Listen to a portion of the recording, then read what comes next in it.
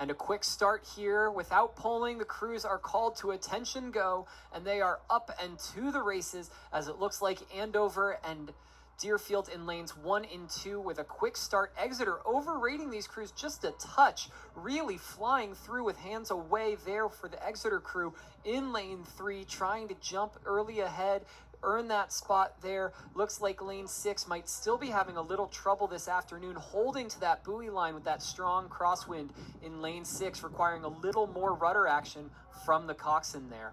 That's Duxbury on the far left of your screen in lane 6. And despite Exeter's fiery start, it does look like Deerfield and Andover are continuing to pull ahead of Exeter. Absolutely, with a slight edge here to Deerfield, up a couple of seats. In lane 5, Hingham doing a good job of putting their bow ball ahead the rest of the field. As we come across 250 meters to go, or into the race, it's Deerfield, Andover, and Hingham leading this race in the early stages.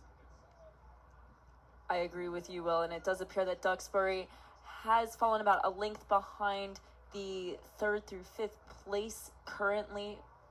You can see that wind is picking up even from this morning, making it difficult to see the buoy lines on the course and making it difficult for the coxswains to hold their line and making it difficult to see just exactly where the relative positions of these crews are as they make their ways down the course.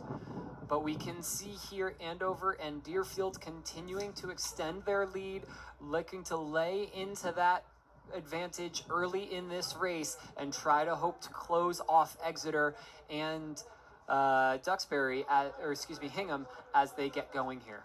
Now, what's very interesting is the land is about to open and it's about to get pretty windy for lanes 1 through 3 as well. As much as this crosswind is affecting lanes 4 through 6, it's about to hit Andover and Deerfield just as poorly as the land opens up. So we're going to see how these crews respond to the wind, and especially looking at Exeter through Hingham, who are all almost even coming up and through that 500-meter mark.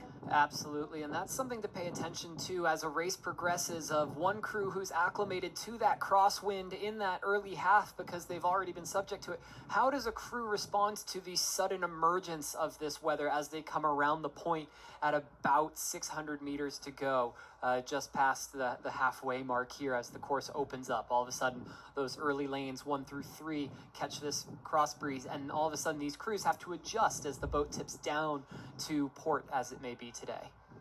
Right from this angle, it is still too close to call for those lanes 3 through 5, but it does appear that Andover and Deerfield are still in the lead, although between the two, it does seem like Deerfield has edged out Andover just a bit here, although by how many seats, it is still too tough to call. I think you're right there, Emily. It does look like Deerfield's starting to stretch out a little bit of a lead over Andover.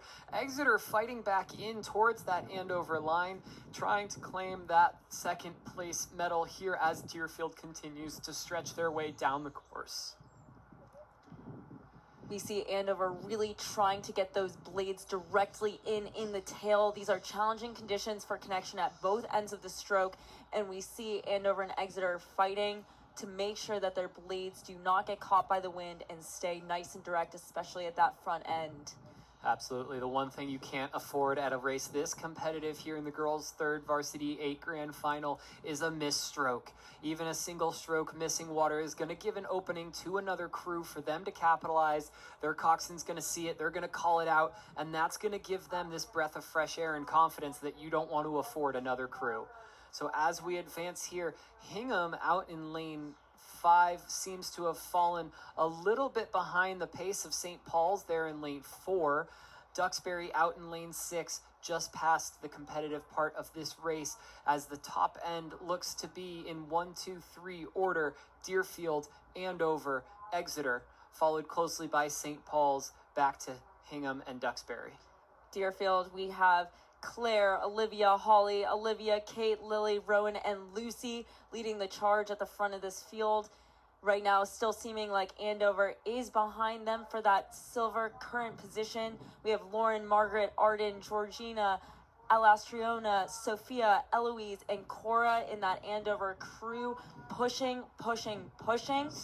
And speaking of pushing, big press here out of St. Paul's in the last 500 of this race as they move to drop Exeter and even challenge Andover here for the first place position. It looks like Andover is still up 2 or 3 seats, but St. Paul's really making a run here as Exeter seems to have fallen off. Deerfield with open water here coming through the sprint. What a piece for them. Yes, it does appear like this is going to be a clear win for Deerfield in the third varsity 8, followed by Andover is through the line. St. Paul's to follow. St. Paul's coming up and through Exeter to claim that bronze medal. And then I think Hingham and then Exeter there. So Exeter having a difficult